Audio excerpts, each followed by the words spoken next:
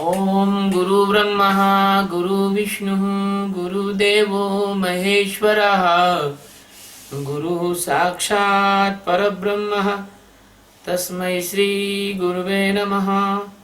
ध्यानमूलं गुरुमूर्ति पूजामूलं गुरुपदं मंत्रमूलं गुरुर्वाक्यं मोक्षमूलं गुरुकृपा। सद्गुरु भगवान की जय। स्वामी जी महाराज की जय। शिवोहम। ये गीता के चौथे अध्याय का 17वां श्लोक है और इस श्लोक में भगवान कुछ जानने की बात कहते हैं, वो आप देखें ध्यान से। कर्मणो हपि बोधव्यं बोधव्यं च विकर्मणः अकर्मणस्य बोधव्यं गहना कर्मणो गति। कर्मणः हि अपि बोधव्यं बोधव्यं च विकर्मणः अकर्मणा च बोधव्यं गहना कर्मणः गति। कर्मणा का मतलब होता है कर्म का, ही का मतलब होता है क्योंकि, अपि मतलब होता है भी, बोधव्यम यानी जानना चाहिए, च यानी और, विकर्मणा मतलब विकर्म का स्वरूप भी, अकर्मणा यानी अकर्म का स्वरूप भी, गहना मतलब गहन है, कर्मणा यानी कर्म की, गति यानी गति। कर्म का स्वरूप भी जानना चाहिए, अकर्म का स्वरूप भी जानना चाहिए तथा विकर्म का स्वरूप भी जानना चाहिए, क्योंकि कर्म की जो गति है बड़ी गहन है। सच्चिदानंद परमात्मा अनंत अनंत कोटि आकाश गंगाओं के एकमात्र मालिक, जिनके रोम रोम में कोटि कोटि ब्रह्मांडों का निवास है, ऐसे भगवान श्री कृष्ण आप और हमारे जैसे प्रेमियों पर दया करके और मनुष्य के शरीर का रूप धारण करके अर्जुन को भी भगवान अपने ही रूप से बनाकर और आप लोगों के लिए परमात्मा के ज्ञान की बात कह रहे हैं, क्योंकि ये प्रत्येक जो मनुष्य है वो परमात्मा का ही स्वरूप है, वो भले जाने अथवा ना जाने। भगवान कह रहे हैं कि कर्मों की जो गहन गति है वो देखो, और उसके मुख्य प्रकारों के बारे में भगवान समझा रहे हैं। यहाँ भगवान श्री कृष्ण सीधी सीधी साक्षी की विधि इसमें छुपा कर कह रहे हैं। बहुत समझने जैसी बात है। जैसे हमने हाना से कहा कि भाई श्वास पे ध्यान दो, श्वास का ध्यान करो, ऐसे भगवान सीधी सीधी विधि बता रहे हैं। भगवान कहते हैं कि कर्म का स्वरूप भी जानना चाहिए। भगवान ने जानने पर अर्थात बोधव्यम पर जोर दिया है। बोध का मतलब होता है जानना। बिल्कुल यही सम्यक अर्थ है इसका, बोध शब्द का, जानना। आप सुबह से शाम तक कर्म करते रहते हैं, उन्हें जानकर नहीं करते, आपको ध्यान नहीं रहता। आप बस एक रूटीन में काम करते हैं, जाते हैं, आप नहा लेते हैं, आप भोजन कर लेते हैं, आप ऑफिस चले जाते हैं, आप ऑफिस से लौट के आ जाते हैं, शाम की चाय ले लेते हैं, अपना टीवी देख लेते हैं, सो जाते हैं। आपको पता ही नहीं है कि आप जो कर्म कर रहे हैं वो जानकर नहीं कर रहे हैं। आप जो कर्म कर रहे हैं वो अनजाने में, बेहोशी में आप कर रहे हैं। आपके जो कर्म हैं वो बेहोशी में कर्म कर रहे हैं। आप जान कर कर्म नहीं कर रहे हैं। अगर आप जान कर कर्म करते तो शायद है कि भगवान के ये जो वचन है इसका आपको लाभ हो सकता होता। इसलिए भगवान कहते हैं कि सुबह से शाम तक जो भी आप कर्म करते हो उन्हें जान कर करो। देखिए, ये अवेयरनेस की बात है। भगवान कह रहे हैं अर्थात आपका कोई भी जो कर्म हो वो अनजाने में या बेहोशी में नहीं होना चाहिए। कर्मों के करते समय इस कर्म को करने वाले जो इंद्रियों का संचालन है उसको देखो कैसे पैर चल रहा है, कैसे हाथ चल रहा है, कैसे मुंह चल रहा है, कैसे पानी सिर पे डाला जा रहा है तो कैसे उसका अनुभव हो रहा है। छोटे छोटे कर्म को होश पूर्वक देख कर करें। भोजन है, चलन है, स्नान है, गृह कार्य है ना, बोलना है, प्रत्येक कर्म को जानकर करें। मुझे महान योगी गोरक्षनाथ जी का एक वचन याद आता है। नाथ संप्रदाय में उनको भी भगवान विष्णु का ही अवतार कहा गया है। उन्होंने कहा है, हवक न बोलेवा ठवक न चलवा। अचानक नहीं बोलना चाहिए, एकदम उठ के नहीं चलने देना चाहिए। साइंस भी कहता है अचानक बोलना, अचानक से बोलना ये प्रज्ञा का बोलना नहीं। एकदम चलना मसल्स पुल हो सकती है। खिलाड़ी इसलिए वार्म अप एक्सरसाइज करते हैं। इसलिए अचानक नहीं बोलना, बोलने के पहले साक्षी हो जाओ। साक्षी होना, बोलने वाले को देखना है कि फिर आपके अंदर कौन बोल रहा है। प्रत्येक कर्म को होश पूर्वक करो। एक कदम बढ़ाओ तो उसके साक्षी हो जाओ। कहीं बैठ रहे हो तो उसके साक्षी हो जाओ। कहीं से खड़े हो रहे हो तो उसके साक्षी हो जाओ। कुछ खा रहे हो तो उसके साक्षी हो जाओ। कुछ गा रहे हो तो उसके साक्षी हो जाओ। यदि रुदन आता है, रोना आता है तो उसके भी साक्षी हो जाओ। तो ये पहली स्टेप भगवान कौन कहता है गीता में साक्षी नहीं बताया। गीता में भगवान ने साक्षी बताया। कहीं कहीं तो खोल के साक्षी शब्द बोल दिया और कहीं कहीं खोल के नहीं बोला, ऐसे बताया। तो भगवान कहते हैं कि भगवान कहते हैं कर्म का स्वरूप भी जानना चाहिए। अगर आप जानकर होश पूर्वक दिन भर में एक ऐसा कोई कार्य ना करें जो आपने न अनजाने में कर दिया हो, तो ये आपकी साक्षी की पहली अवस्था है। प्रत्येक कर्म में कर्ता के साक्षी अर्थात जानने वाले बने रहे। अब कर्ता आप नहीं है। अपन कहते ना कि अस्तित्व की कृपा से सब काम हो रहा है, करती है ये प्रकृति, मेरा नाम हो रहा है। अगर आप साक्षी होते तो ठीक होता। आप कर्ता नहीं है। अगर आप कर्ता होते तो आप हर समय खींच सकते थे। आप यदि कर्ता होते तो आपके पैरों में, हाथों में कभी किसी के लकवा हो जाता है तो भी वो लकवा नहीं होने देता। इसलिए आप कर्ता नहीं है। एक मच्छर आपको काट जाता है, 6 दिन बीमार पटक देता है। कौन करता हुआ? मच्छर करता हो गया।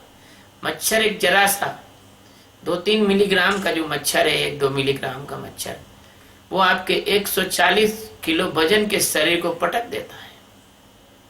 प्रकृति ऐसी है।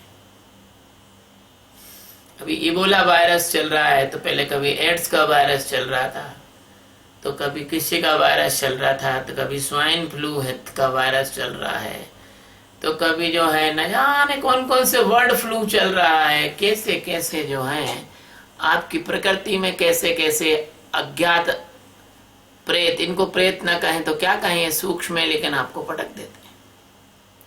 तो अपने को होश पूर्वक जीना चाहिए। और ऐसा करने से तुम जब दिन भर में कोई एक ऐसा भी काम तुम नहीं करोगे जो अनजाने में किया हो, सब जान जान के करोगे, तब आप जान जाओगे कि कर्मों का स्वरूप क्या है। कर्मों का जो स्वरूप है वो क्या है।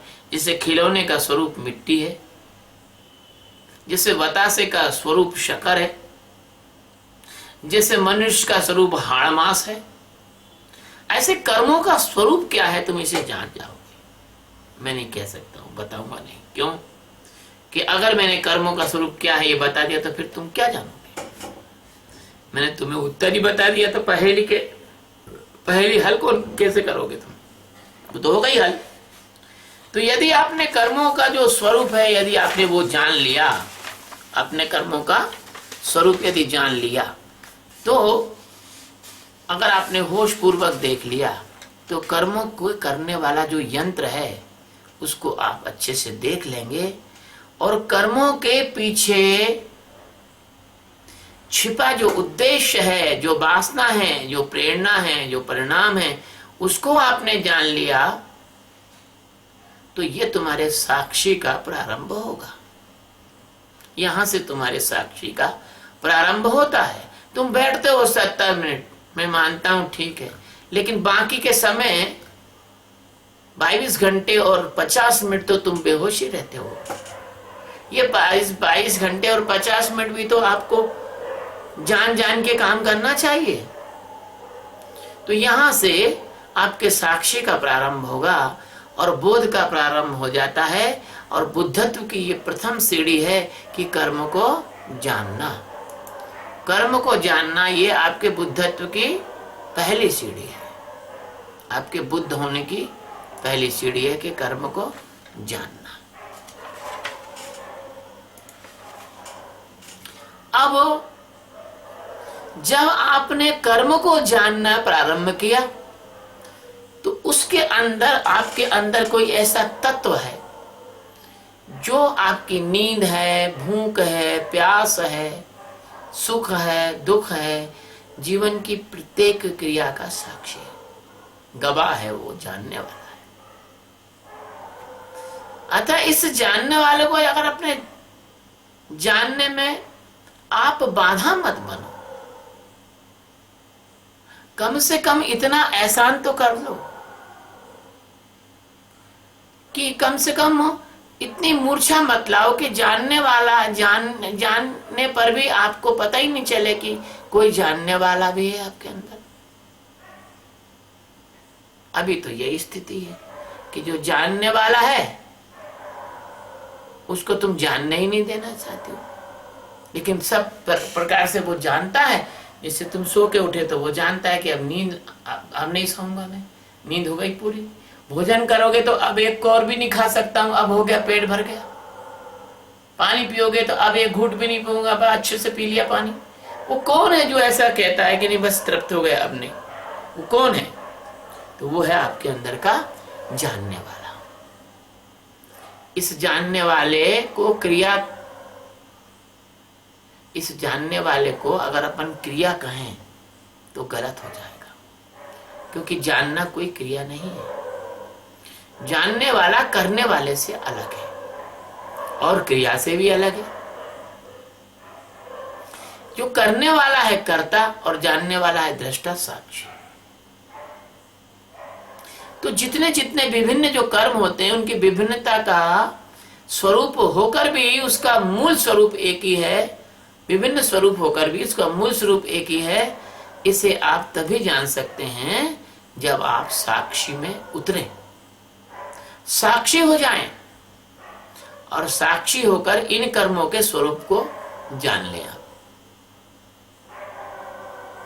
अब आप भगवान दूसरी स्टेप बता रहे हैं। पहली स्टेप तो भगवान ने क्या कहा कि भाई कर्मों को जानना चाहिए। फिर उन्होंने क्या कहा? भगवान ने कहा कि दूसरी स्टेप में कि अकर्म का स्वरूप भी जानना चाहिए।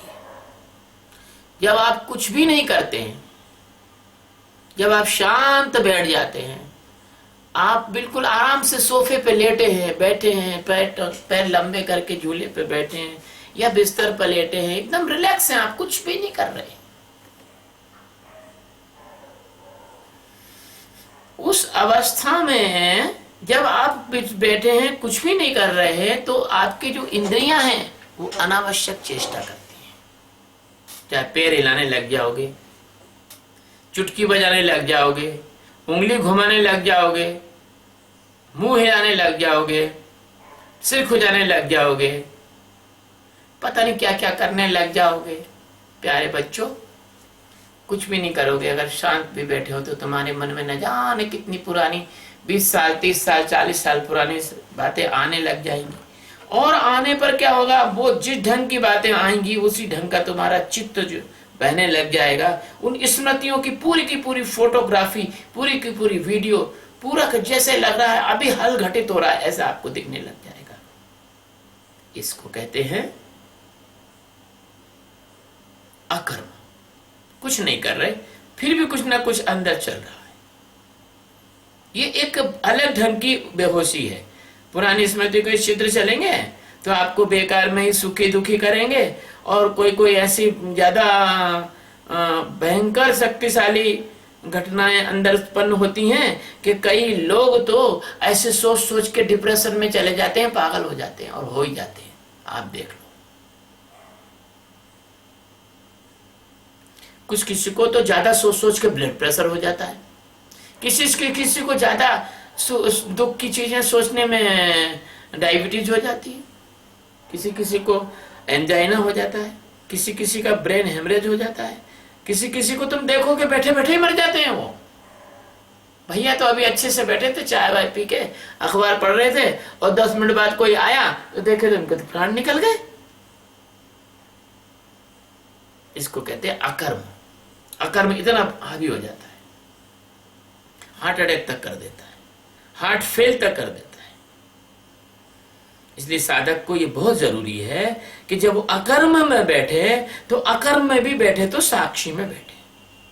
अगर तुम इन सारी चीजों से बचना चाहते हो तो भगवान श्री कृष्ण इस सूत्र में कह रहे हैं कि तुम अकर्म को भी जानना चाहिए। जानना शब्द मतलब जहां जहां आएगा वहां साक्षी है, अवेयरनेस है। अवेयरनेस मतलब जानना, नोइंग है, बीइंग नहीं है, नोइंग है। अभी नोइंग की बात हो रही है, डूइंग नहीं है। मैंने बीइंग थोड़ा गलत बोला, डूइंग नहीं है। तो इस प्रकार से साधक को चाहिए वो जब भी शांत होकर बैठे, अपने मन में चलने वाले विचारों में, अपने अंदर चित्त में उठने वाली स्मृतियों में, सब में वो साक्षी हो जाए, और अकर्मों में अकर्म को देखता हुआ वो चाहे लेटे चाहे बैठे वो अकर्म को देखे। और जैसे वो अकर्म को देखेगा तो इस अकर्म से धीरे धीरे अलग हट जाएगा, और वो यह भी जानेगा धीरे आगे जाके कि अकर्म का स्वरूप क्या है। जैसे उसने कर्म का स्वरूप जाना कि कर्म का स्वरूप क्या है, ऐसे ही वो अकर्म का स्वरूप जानेगा कि अकर्म का स्वरूप क्या है। ये अकर्म का स्वरूप जो है ना, आपकी मानसिक संवेगात्मक और तांत्रिक संवेदनाओं को विकृत करने का प्रमुख कारण है। अकर्म का स्वरूप, फिर दोहराता हूं, आपकी मानसिक संवेगात्मक तांत्रिकीय मतलब आपका नर्वस सिस्टम जो है वो संवेगात्मक मतलब प्रेम है, घृणा है, अनेक संवेग हैं उनकी, और आपकी मानसिक अवस्था, इन सब को विकृत करने का प्रमुख कारण है। ये अकर्म का जो स्वरूप है वो आपके मन में प्रवाहित होने वाली, फ्लोट होने वाली, बहने वाली ऊर्जा का क्षय है, लॉस ऑफ द एनर्जी है, जो आपके शरीर को स्वस्थ बना सकती थी, जो आपकी क्षमताओं को ठीक कर सकती थी, जो आपको फ्रेशनेस दे सकती थी, आपको आनंद दे सकती थी। लेकिन ये व्यर्थ के विचारों में और चित्त की हलचल में और सपनों के जो चित्र प्रवाह होते हैं, दिवा स्वप्न के चित्र प्रवाह में, और बर्बाद हो जाती है। एक मुझे बात याद आती है, एक प्रसिद्ध फुटबॉलर था, वो शांत बैठा हुआ था और उसके अंदर यही अकर्म के चित्र चले, और एकदम उसको ऐसा अंदर अनुभव हुआ कि वो फुटबॉल के मैदान में है और बॉल में किक मार रहा है। उसने जोर से पैर फटकारा, सामने लोहे की ग्रिल थी और उसमें पैर लगा, कंपाउंड फ्रैक्चर हो गया और हमेशा के लिए फुटबॉल के मैदान से बाहर हो गया। ये मॉडर्न घटना है। और पुरानी घटना तो शेख चिल्ली की आपने सुनी होगी कि उसने सत्तू का जो मटका था वो लेके जा रहा था वो, और उसने एकदम से पूरा का पूरा सारा देखा, मनोराज्य, शादी हो गई, बच्चा बुलाने आया, पापा जी चलो भोजन कर लो, तो एकदम जोर से गर्दन में झटका मार के बोला कि नहीं अभी नहीं करूंगा, और सत्तू का मटका गिर गया, उसमें जूते लात अलग पड़ गए। ऐसे ये तुम्हारा अकर्म तुम्हें इस प्रकार से परेशान करता है। तो भगवान समझाते हैं कि व्यर्थ के विचारों में चित्त की जो हलचल होती है और ये सपने के चित्र प्रवाह होते हैं, इसमें जो आपकी ऊर्जा बर्बाद हो रही है, यदि आप इसमें साक्षी रह जाओ।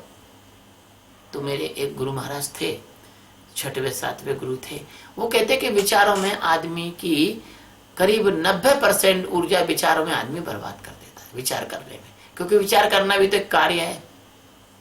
तो 90% ऊर्जा आदमी विचार में बर्बाद करता है और 10% ऊर्जा बचती है। उस 10% ऊर्जा में से 7-8% ऊर्जा वो बोलने में बर्बाद कर देता है। बच्ची खुची 2-3% ऊर्जा उसके शरीर के लिए मिलती है उसमें ना, तो इसलिए उसका पाचन तंत्र भी खराब हो जाता है, इसलिए उसका दिमाग भी खराब रहता है, इसलिए उसके सिर में भी दर्द होता है। बहुत सारी उसको परेशानियां, बीमारियों से लड़ने की ताकत बेचारे गरीब के पास रहती नहीं, क्योंकि ऊर्जा ही नहीं रहती उसके पास। अगर आप इस अवस्था में साक्षी रहें, यदि आप अकर्म में साक्षी हो जाएं, तो आपके अंदर जो उत्पन्न होने वाला मनोराज्य है, कम से कम उससे आप बच भी सकते हो। आप जब कुछ भी नहीं कर रहे होते हैं तो आपका मन है ना, वो आपके वश में नहीं होता है। मन आपके अंदर एक मनोराज्य, एक मैस्मरिज्म, एक पूरा का पूरा संसार पैदा कर लेता है। ये अखर में इसके साक्षी हो जाओ और अपने आप को संभालो। अब तीसरी बात भगवान कहते कि यही कर्मों का जो बोध होता रहे और अकर्मों का भी बोध होता रहे, तो कर्मों के जो कर्ता हैं उसके भी आप साक्षी रहो, अंदर जो करता है, और अकर्म के जो भोक्ता है उसके भी साक्षी रहो। तो जो कर्मों में रस ले रहा है, जो कर्मों में मजा ले रहा है, कर्मों से सुख दुख का जो भोक्ता बन गया है, अर्थात कर्मों में जो जानता है कि ये कर्म कर रहे हैं वह तो हुआ साक्षी, और कर्मों में अकर्म की स्थिति जिसकी है कि सब कुछ हो रहा है लेकिन वो तो कुछ नहीं कर रहा, वो है साक्षी का साक्षी। तीसरी अवस्था साक्षी का साक्षी है, यानी वो साक्षी को भी जानता है कि फला समय तुम साक्षी हुए और फला समय तुम साक्षी नहीं हुए। जैसे मैं आपसे पूछता हूं कि भैया आज साक्षी रहे, बोले अरे गुरुदेव थोड़ा सा मेरा साक्षी टूट गया, बहुत बार, कम से कम 20-25 बार टूट गया। ये कौन किसने जाना कि साक्षी टूट गया? तो भगवान कहते हैं अब अगला तीसरी अवस्था कि विकर्म का भी स्वरूप जानना चाहिए। तुम कर्ता हो या साक्षी हो, या तंद्रा में हो या होश में हो, तुम सही हो या गलत हो, तुम दोषी हो या निर्दोष हो, इस सब को जो जानता है वह तुम्हारे अंदर मौजूद है। किंतु उसे अस्तित्व मत मान लेना, वो अस्तित्व नहीं है। वह तुम्हारी मन बुद्धि चित्त की चेतना से सतगुरु द्वारा पृथक किया हुआ एक टुकड़ा है, एक अंश है, जो कर्म और अकर्म का होना जान रहा है, किंतु आपको कर्म अकर्म दोनों अवस्था में होश पूर्वक जीने में मदद कर रहा है, जिसके कारण आपका होश सकता है। और जिन जिन सूक्ष्मताओं के कारण इस अत्यंत सूक्ष्म मन बुद्धि शरीर इसके तुम साक्षी हो पाते हो, वही शांत अवस्था, वही ऊर्जा का ठहरा ठहरापन, वह अत्यंत मंद प्रवाह, वही आपकी आंतरिक चेतना, जिसके कारण आप ठीक से श्वास ले सकते हैं, नींद में ठीक से सो सकते हैं, भोजन का पाचन आपका होता है, आपको ठीक से नींद आती है, सारी क्रियाएं आपकी ऑटोमेटिक चलती हैं। वह कौन है? मन बुद्धि चित्त स्थूल शरीर का साक्षी होकर भी वो कर्ता नहीं है, परंतु कर्ता का वो सारे कर्मों को करवाता है, वो सबका सुपरवाइजर है। वो इन दोनों, ये जो दोनों अवस्था मैंने आपको बताई, इन दोनों कर्म अकर्म को जानने वाला है, लेकिन इसमें शामिल नहीं होता है, वो तटस्थ है। जिसमें शामिल नहीं होता वो तटस्थ है, उसको उद्वेग नहीं होता, वो अनुद्वेगी है, वो इन दोनों को जान रहा है। तो मेरे सदगुरु भगवान ज्ञानानंद जी कहा करते थे कि देखो देखो देखने वाले को देखो, उनका एक सूत्र था, मैं दोहराता हूं, देखो देखो देखने वाले को देखो। ये श्लोक भी बिल्कुल ठीक वही बात कर रहा है जो स्वामी जी ज्ञानानंद जी भगवान ने कहा। वो बात संस्कृत में हो रही है ये बात, और वो बात शुद्ध देशी भाषा में थी। तो दोनों को जानो, और दोनों का एक ही अर्थ है। क्या अर्थ है? आध्यात्म में जिसको आपने देखा उसको आपने जान लिया। अतः कर्म अकर्म और विकर्म, कर्ता साक्षी और साक्षी के साक्षी का बोध, ये आपको जब हो जाएगा तब आपको पता लगेगा कि कर्मों की गति तो बहुत गहन है। अच्छे अच्छे नहीं जानते इसको। कर्मों का ये विस्तार जगत है और कर्मों की गति बड़ी रहस्यमय है। कर्मों के जो प्रकार हैं वो अनंत हैं, उसके फल भी अनंत है। भगवान इस सूत्र के अंत में कहते हैं कि गहना कर्मणो गति, कर्म की गति गहन है। यहाँ दो शब्द हैं इसमें महत्वपूर्ण और बड़े गहरे, एक तो गहना और दूसरा गति। आपने गति और मुक्ति ऐसा शब्द पढ़ा सुना होगा समाज में कि भैया उसकी तो गति मुक्ति हो गई। गति मुक्ति यानी शरीर से मर गया, पता नहीं कहां जन्म लिया। तो ये कोई नहीं जानता कि कौन जीवात्मा अगला कौन सा जन्म लेगा, वो जीवात्मा भी नहीं जानता।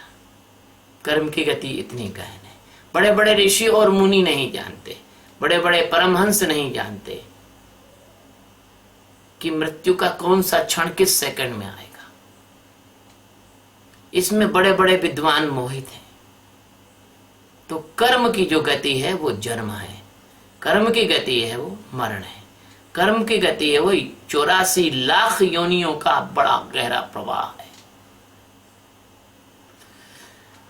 इस विषय को जानने में आत्मज्ञानी भी इसके पछड़े में नहीं पड़ते हैं, क्योंकि ये आत्मज्ञान का विषय ही नहीं है, ये तो अविद्या का विषय है। काय को पढ़ेंगे हम पछड़े में? कोई आदमी घास काट रहा है, हमको क्या मतलब उसके घास काटने का कि कौन सा घास पूला ठीक से बांध रहा है कि नहीं बांध रहा है, तो कौन से में कम कौन से में ज्यादा। हम सड़क पे अपने जा रहे हैं, वो घास काट रहा है, हम परमात्मा की ओर जा रहे हैं, ये माया अपना काम कर रही है। क्योंकि माया का जो प्रवाह है, अज्ञान का जो प्रवाह है, वो किसी एक सिद्धांत पर कभी नहीं चलता प्यारे बच्चों। इसके बड़े अजीब सिद्धांत हैं। किसी को कुछ कर्म करने से अच्छा प्राप्त हो जाता है, किसी को वही कर्म करने से बुरा प्राप्त हो जाता है। इसका कोई सिद्धांत नहीं है। अगर इसका सिद्धांत होता तो फिर माया माया नहीं होती, माया तो ब्रह्म हो जाती। ब्रह्म का सिद्धांत है, माया का नहीं है। माया से प्यार करोगे तो माया तुम्हारी हड्डी पसली एक करके तुम्हारी मिट्टी कूट देगी, कुछ भी नहीं करेगी, तुमको जन्म जन्म में भटकाएगी। और अस्तित्व से प्यार करोगे तो मुक्त होकर गले लगा लेगा तुमको अपने। तो ये माया का प्रभाव गहरा है। इसमें कबीर साहब ने कहा, एक चींटी की लघु शंका में बहो जात संसार। धर्मी धर्मी पापी पापी पार उतर गए और धर्मी डूब रहे मझधार। ये जो माया की लघु, ये माया की जो अनेक चींटियां हैं, कोई आशा है, कोई तृष्णा है, कोई अज्ञान है, तो कोई बहुत सारी चींटियां हैं। इतनी चींटियां लघु शंका कर रही हैं, बहुत संसार को बार बार बहा रही हैं। और जो पापी होते हैं वो पार उतर जाते हैं, पापी माया में मजे करते हैं, और धर्मी डूब रहे मझधार। धर्मी जो लोग हैं वो सताए जाते हैं, परेशान होते हैं। इसको मुक्त होना है तो प्यारे ऋण तो चुकाना पड़ेगा तुम्हें। अविद्या मुक्त होने वाले पुरुष को बहुत परेशान करती है ना। तो क्योंकि सारे जन्मों का जो पूरा का पूरा हिसाब किताब है एक ही जन्म में चुका के जाना पड़ता है। इसलिए कभी कोई कष्ट आए जीवन में तो विचलित मत हो जाना, तुम्हारे पुराने जन्मों का कर्जा फटाफट निपटा के निकल जाना है तुमको। इसलिए माया का की जो गति है और माया का जो प्रवाह है और माया का जो स्वरूप है वो बड़ा सूक्ष्म है। कर्म का, माया का मतलब कर्म का प्रवाह, कर्म की गति, और कर्म का स्वरूप बड़ा सूक्ष्म है और ये बड़ी गहरी नदी है। जैसे देखते हो ना, नदी आपको लगता है कि धीमे बह रही है, लेकिन वो धीमे नहीं बह रही होती। पैर डाला कि गए काम से। ये गहरी नदी है और इसकी जो गति है वो 84 लाख योनियों में, एक एक योनि में कई कई बार आपको जन्म लेना पड़ता है। करोड़ों अरबों वर्षों तक आपको जन्म और मरण के चक्कर में गुजरने के बाद कहीं कोई सदगुरु, मनुष्य के जन्म में सदगुरु प्राप्त होता है। मुझे शंकराचार्य का एक वचन याद आया। शंकराचार्य ने कहा है, मनुष्य का जन्म, परमात्मा को पाने की इच्छा और सदगुरु, ये तीनों का संयोग मिलना बड़ा कठिन है। मनुष्य का जन्म मिला, बहुत बड़ा मूल्यवान है। परमात्मा को पाने की इच्छा हुई, अर्थात तो ब्रह्म जिज्ञासा, ब्रह्म को प्राप्त करने की जिज्ञासा हुई, ये भी बहुत दुर्लभ है। और ये ब्रह्म जिज्ञासा भी है और तुम्हारे को मनुष्य का जन्म भी है, लेकिन तुम्हारे जीवन में किसी सदगुरु का प्रवेश नहीं है, तो वो बहुत दोनों बेकार हो जाती है ना। इसलिए तीनों, इसलिए जो माया की जो गति है, कर्मों की जो गति है, कर्मों का जो प्रवाह है, इसका जो परिणाम का चक्र है वो अनंत है, अनंत चक्र है, बहुत गहन है, बहुत गहरा है। छुरस्य धारम, छुरे से की धार से भी, ये समझो कि लेसर किरणों से भी ज्यादा गहरा है काटने में। इसलिए विशद है, ये अज्ञान है। आप अपने स्वरूप में जागने से अगर आप तैयार हो, अगर जागने के लिए आपको अपने स्वरूप में जागना है, तो आपको ये सब जानना होगा, ये सब में जीना होगा। और आप स्वरूप में जागे तो ही इससे बच सकते हो, अन्यथा आप इससे बच नहीं सकते। इसलिए जागो, जानो और मुक्त हो जाओ। सद्गुरु भगवान की जय। स्वामी जी महाराज की जय। शिव।